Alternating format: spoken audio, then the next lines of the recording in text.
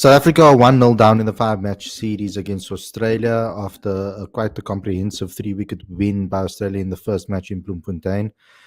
And we are going into match two at the same venue and hoping that South Africa can obviously revive themselves and get some momentum, obviously going into the World Cup. That was the whole point of us playing well in the series, is kind of to build a momentum into the warm-up games and then obviously from there into the World Cup, of course, so that we can actually come out with form and obviously perform straight away with the intensity that we are hoping for.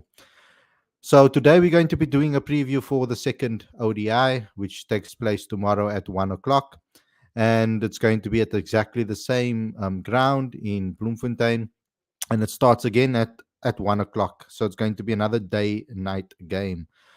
But before we get into the preview, before we get started, there's a couple of things I'd like you guys to please do. First and foremost, subscribe to the channel, click that notification bell for all future videos. I'd also like you guys to please download the latest issue of Cricket Fanatics magazine monthly. Every issue is 100% free, straight to your inbox every single month. And we've got the latest issue now available for you. We put a lot of effort into getting this one done for you guys, and it is now free for subscription. You can get every single issue, obviously, free. And what we did in this one is we spoke about the domestic season. It is a preview for the domestic season. And we spoke to quite a few top coaches that we haven't spoken to before. So Justin Ontong from Paul Rocks. We spoke to Robin Peterson from the Warriors. We've got a feature from Imran Khan from the Dolphins. We also got an exclusive with Russell Domingo in the magazine as well about the Lions campaign. There's also some words from Mashimbi and as well as Grant Morgan in this particular issue. So you guys can go ahead and download it right now to get to see why we say this is a big season for South African cricket. The link is on the screen as well as in the description right now. What I also need you guys to please do is show your support for Cricket Fanatics magazine and everything that we are doing over here. I would like you guys to please become a patron so that we can continue doing what we are doing here on this channel and across platforms. So become a patron today. The link is on the screen as well as in the description. And then go to cricketfanaticsmag.com for all your regular updates. So without further ado, let's get straight into today's preview. And let's see what we can... whether we can find some positives looking into the second game.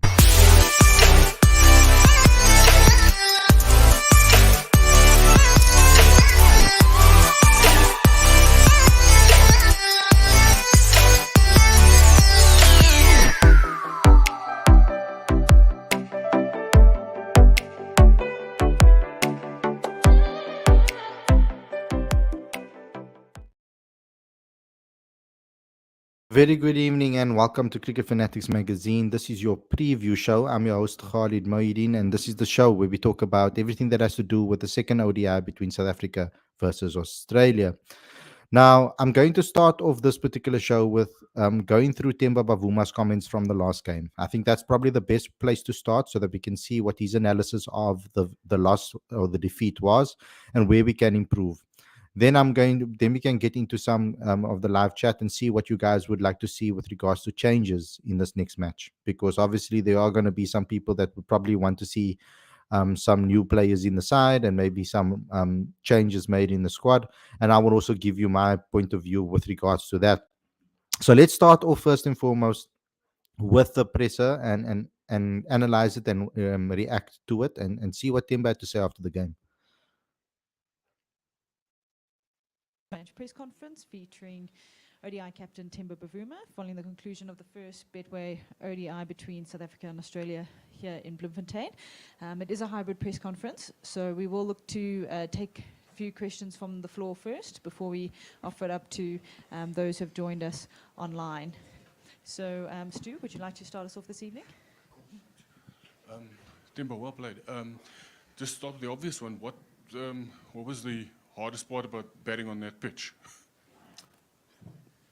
Hardest part about batting on the pitch, I think the obvious one was the variable bounce that we experienced, that we saw. I think their bowlers as well didn't give us anything really to kind of free our arms, get ourselves going. They hit the area and they got the variability within the wicket. Yeah, I think that was probably the hardest one. Given what you saw from their bowlers, what did you then make of the way South Africa's bowlers performed? In terms of the way we bowled, look, I think it's no secret the way we went about it. The first 10 overs wasn't great, albeit we managed to get the wickets. But in terms of at what cost, in terms of the runs, that never really gave us the ability to keep the game in control. We obviously didn't have the runs as well. But I think looking at the way some of their guys scored, they were able to free their hands both sides of the wicket. That definitely wasn't part of the plan. So I think that's just a mis-execution thing. And then I think probably when the twilight set in, and it obviously became night, it looked like the wicket got a bit better, and we kind of lost our, I guess, ability to create chances within that period. But yeah, our first 10 overs versus their first 10 overs, chalk and cheese, I'd say. Yeah, so first and foremost, the batting side of things. I did mention it on the review show, and I agree with it 100% that Australia bowled really well, kept their line and lengths very well, didn't give much bad deliveries to South Africa to put away to the boundary. And what ended up happening is that when you do that to a guy like Quinton, generally speaking, he gets frustrated and he kind of gives his wicket away. Quite a few times we've seen that happen in the past. So I think that was also something that he needs to work around, because the players or bowlers are always going to look to do that to him. They're always going to look to frustrate him and get as many dot balls against him as possible so that they can force him into playing himself out of pressure. And I think that's something that we need to work on and something that we need to think of. And I think a couple of the batters actually fell victim to that. And have been falling victim to that because they're obviously trying to improve the way that they bat and bat faster and more aggressively, and then they end up falling into traps that bowlers set for them. So we need to regards to that. With the bowling, I agree. We bowled pretty well for the first 20 overs or so. I think it was a decent performance up till then. I mean, I think we had them, I think 118 for 6 or something like that, or 7. And until Maros Labuschagne and Labuschagne really let go and started playing. He played a blinder yesterday. And it kind of took all the pressure that was built by the wickets that we took it all away. And we needed to have a better strategy, like Temba says over there. I agree. A better strategy towards the end when the dew started to set and twilight, etc. So yeah, that we need to improve that for tomorrow's game, of course. Temba, when Lungi came in, you decided, I'm going to try my best and play some shots, trying to get to that 100. Yeah, I mean, I kind of thought back to when I was batting with Lungi in East London, when we played against the West Indies, where I gave him the freedom to kind of go out and bat and express himself, and I think he did that quite well. I did get some criticism for that approach of mine, but I felt on this wicket where it wasn't that easy, I found it tough, so kind of assumed that he'd also find it tough. I thought the best way for us was, I guess, for me to try hog it from the other side and try score as many runs as I can in hitting boundaries. Was there a small thank you on 88 with Alec Kerry? Yeah, I'll probably have to buy him lunch tomorrow, Lungi. But yeah, he did me a solid one there. And also, were you disappointed 113, 17 for 7 and not making it? You were great guns to defend that, I think. Yeah, definitely. I think if you get a team in that position, you expect yourselves to be able to clean the game. We always speak about being relentless, and look, when you get given a sniff against a team like Australia, you gotta take it. I think if the situation or the roles were reversed, and we were 113 for 7 and they were bowling, they would have prided in themselves, kind of cleaning up the game. So obviously disappointing, that we weren't able to finish off the game. But I think we can also take whatever confidence there is in the fact that we were able to get them into that position. Stu? Just quickly to go back to the differences between the two attacks tonight. The bowling struggled in Durban as well during those T20s. What is the problem with the execution at this stage? Hard to say, Stuart. I'm not a bowler, so I think I got to be careful. It's always easier for us batters or guys watching from the outside. But I think it all comes down to, the tactics are there, the plans are there, but I think it all comes down to the execution. Maybe you have a case of guys haven't played in a while, haven't played international cricket a while, they haven't played at this intensity. They're simply not adjusted yet to this level of intensity and challenge. It could be that that's the case. But what I can expect is guys will get better. These are world-class players that we have within our team. We don't expect them to, keep making the same mistakes over and over. And I think that goes to the batters as well. It's not just all fault on the bowlers. Yes, the wicket was tough, but I think as batters, we pride ourselves in adjusting to the conditions and coming up with a plan and ensuring that we get the team into a more than competitive position. So I think all around there's improvements and conversations to be made. Yeah, so that's good that Temba said that because it's true. He didn't make any excuses for the batters. Of course, you can't really. They needed to bat better. Yes, the pitch was a bit low and slow in certain areas, but the only wicket really that I would say wasn't the fault of the batter was probably Heinrich Klaassen. I think that's basically the only one that I can really say from our top 6 wickets that fell, that the bowler had to do something, that the batter didn't do something to lose their wicket. Ultimately, all of them did something and did not play the right shot or made a judgment with regards to which shot they're going to play. So I'd like to see an improvement from that. It would be best, like Anane says in the comments here, it would be best for us as a learning curve for the rest of for the World Cup to bat first and face those conditions again and try to adapt better, because rather than play now in a different scenario and then if we do lose again, then you're sitting with another problem that you have to fix. I would like to, if we do win the toss, they have to decide what they're going to do. They'll probably make the best decision to win the game, but I would like to see us bat again first and give our batters as much time as possible to really go out there and score a massive total and adapt their game to the conditions, because that's going to be crucial in India. I don't think that every single wicket's going to play the same in India. I don't think that every single wicket's going to necessarily be spinning friendly. There's going to be a mixture of wickets, I think, personally, in India, a lot more different than we are maybe think. So we need to learn how to adapt to the conditions on hand. That's so important in the longer formats of the game.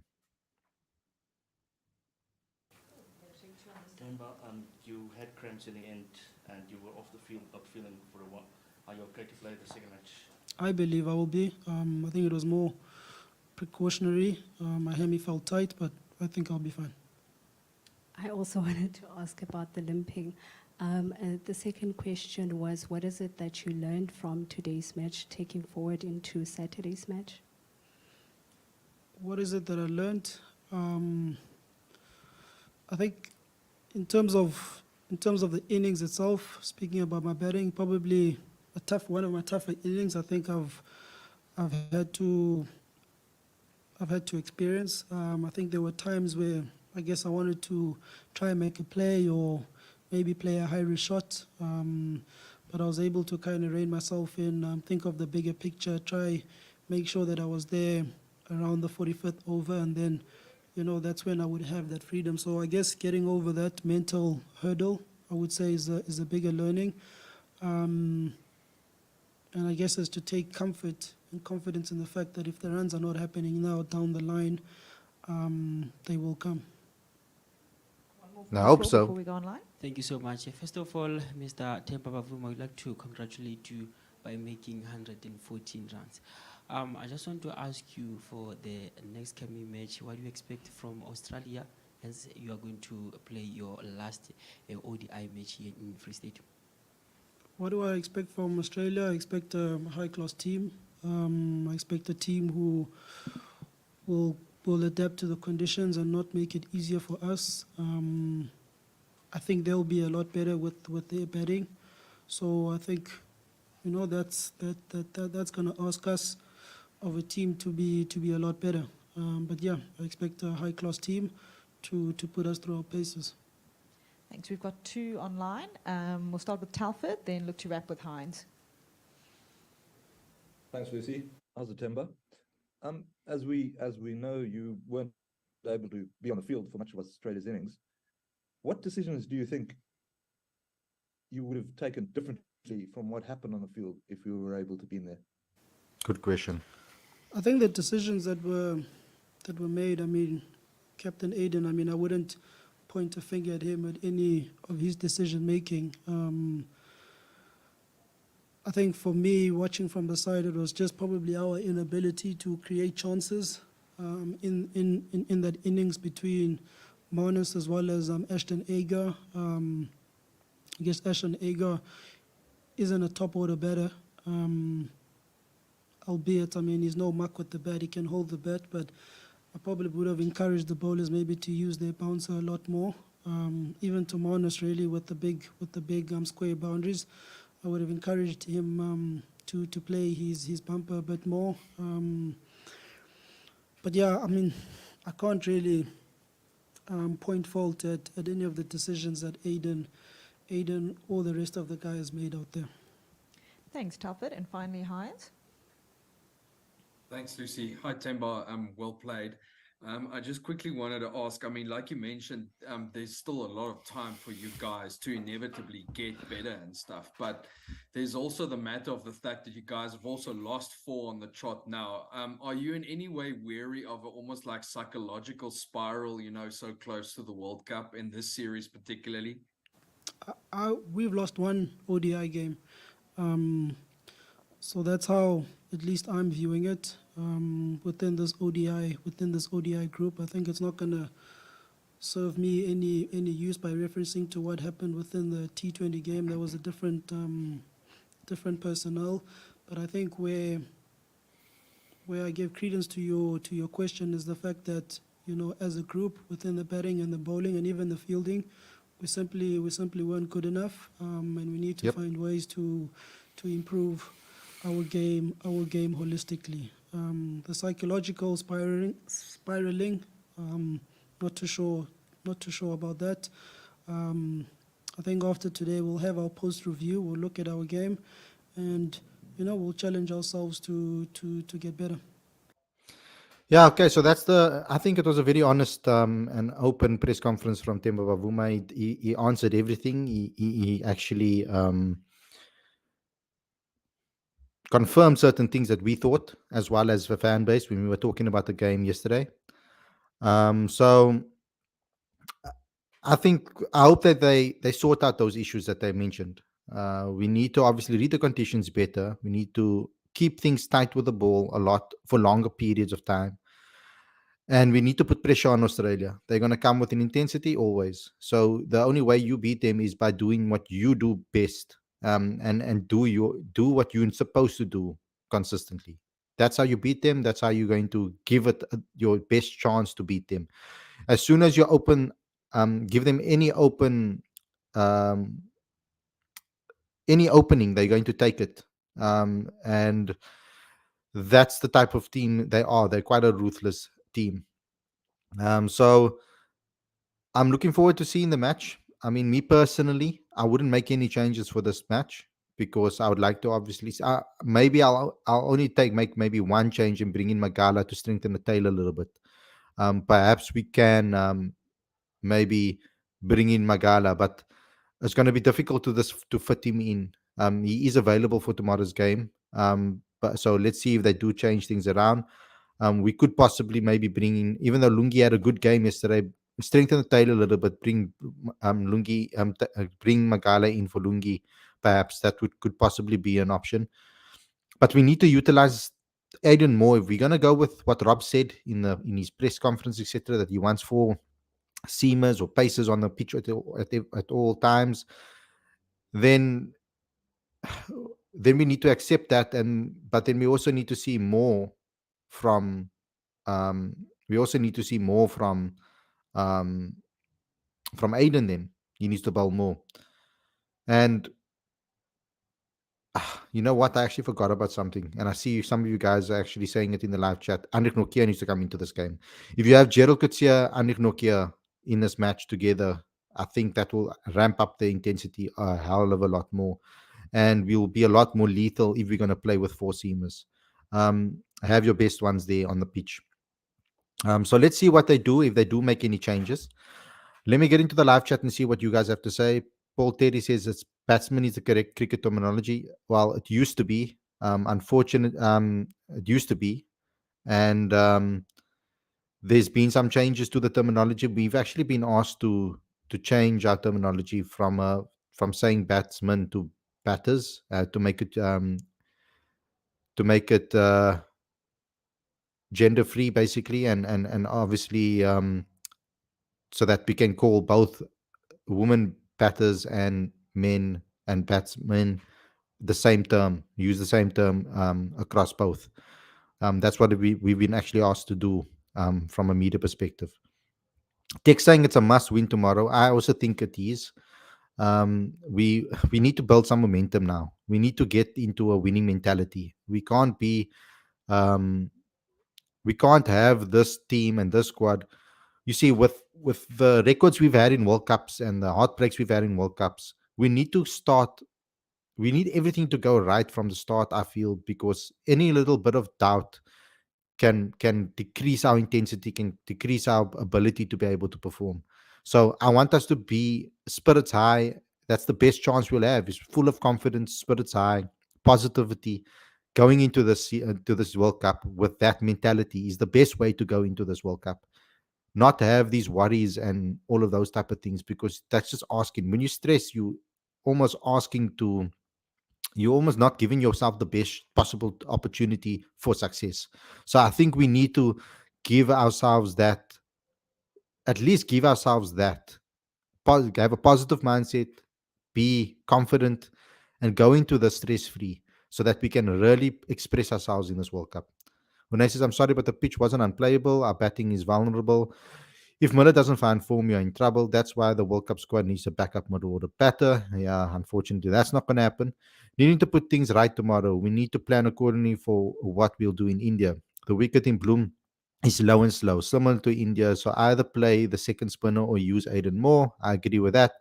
Markram has always been like this in ODIs. He just doesn't know what gear he should be in ODIs. His average has improved, but it is difficult to no, but it is. I don't know what died to a couple of games against the Netherlands. I don't know what you're trying to say there, bro. I hope we first again. I want to see our batting in daytime when pitch is slow, and our bowling at night when there will be some dew. Let's practice for India, says Hunain. I think we do need to. We do need to practice for what we're going to get in India.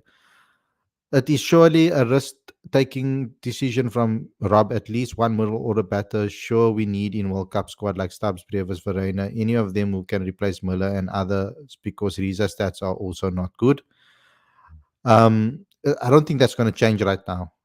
Rob seems pretty set on having 4 seamers. Yeah, I want 4 seamers on the park at all time. His words.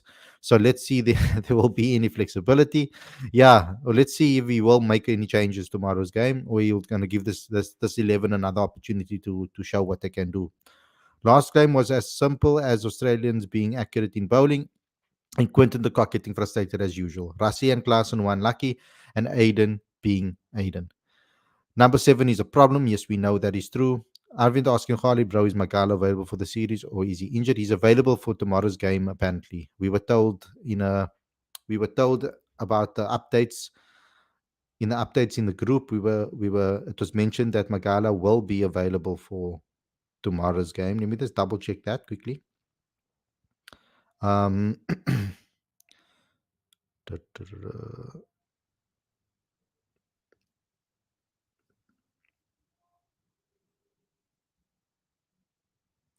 I saw something about that. I think in a press release or something. Um, um, yeah, I can't find it right now for you guys.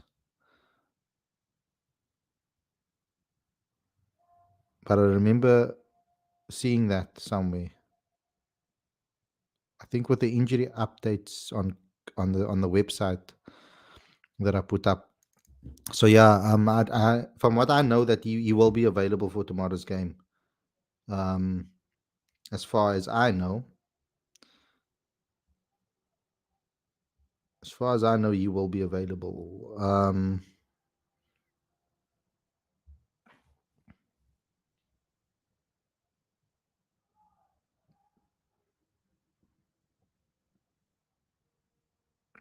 Yeah. Anyway, four seamers is okay if we are brave enough to bowl Aiden. If pitch is offering assistance and paces being accurate, yeah. But I still do think that playing two spinners, I mean, yeah, having the extra option of Aiden is always great, but two specialized spinners would also be great.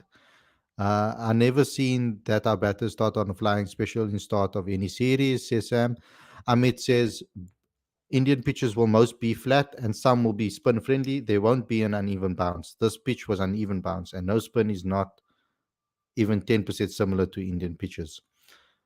Dex says we need Andrich. Seeing Riza's T20, he is given a chance in World Cup squad, but in reality, his performance in ODI is not quite good at all. And he is only backup who cannot bat in middle orders. Why Rob Walter taking this big decision?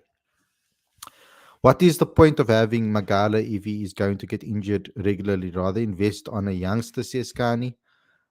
He hasn't been injured that much, has he? From what I remember.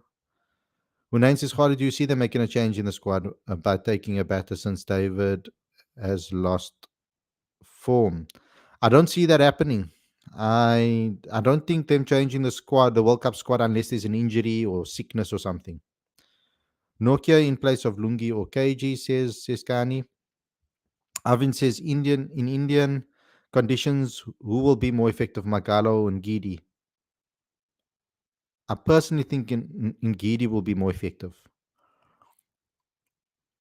But you see, Magala has a good Yorker on him, but hasn't really used it that much.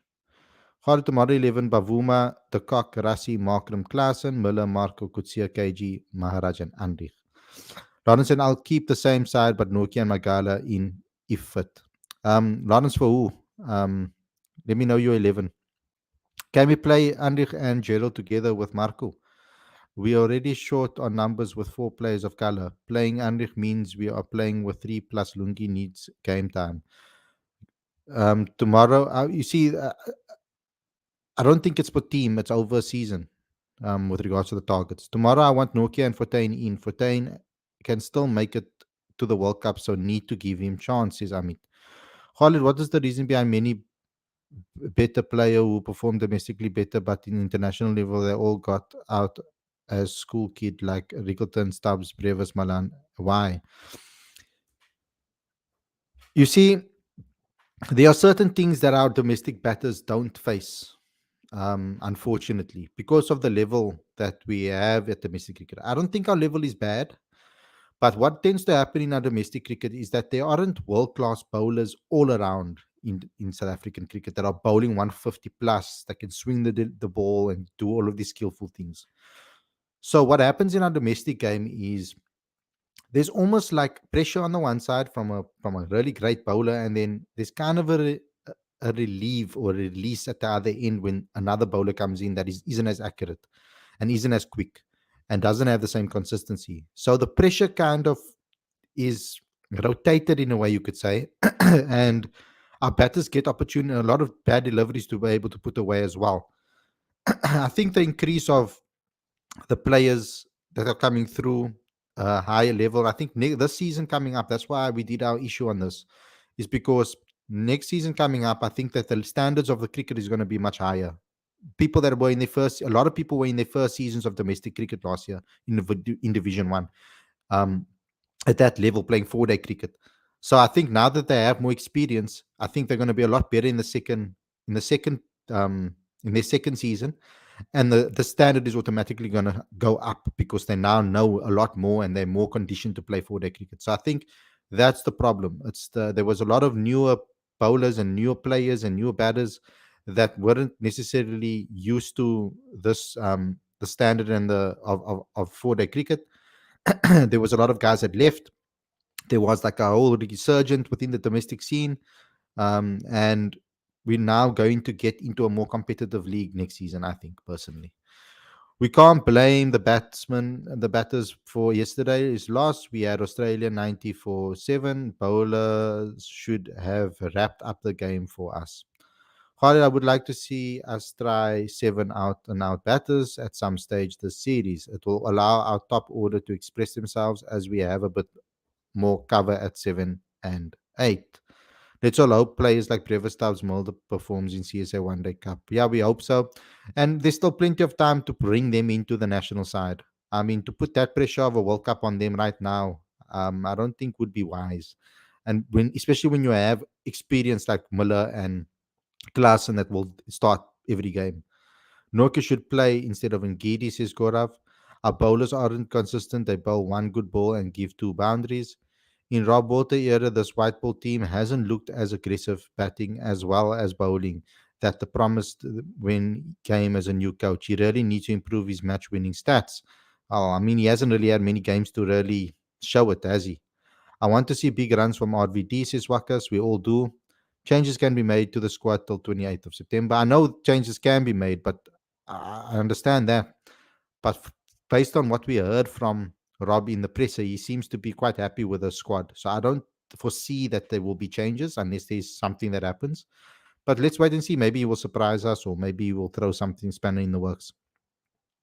CSI should really need to consider David Bedingham in test. Yeah, well, David Bedingham needs to play domestic cricket in South Africa, which he's going to do this season. Lungi has more experience playing in Indian conditions, is Wakas, and I think Lungi is the one that, yeah, he has more experience. So other than him, Holly sitting into auction. I want to see Bryce Parsons. He's really future spin bowling all around his future. I see the series as a rotation for the World Cup. So Nokia in for Kutsia and Sisanda in for Lungi. The rest stays the same. I would like to see that maybe too.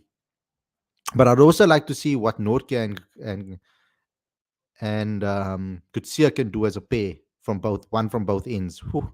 I would love to see what happens with that. Australia gave 25 runs in the power play. We gave 60 runs, even though Australia didn't play main bowlers, says Gaurav. If Magala is available, I see them bringing in CC for Gerald and Andrich in for Lungi. Holly, what do you think about Maharaj batting? He never contributes in lower order. Looks yesterday, Aigar's batting, how he played supporting role to Marnus. Yeah, he needs to improve that side of his game. I'm disappointed with Mark. I think that Keshav gets a bit impatient. He needs to just trust himself and take his time. He doesn't need to go out there swinging. He's a much better batter than he shows in international cricket.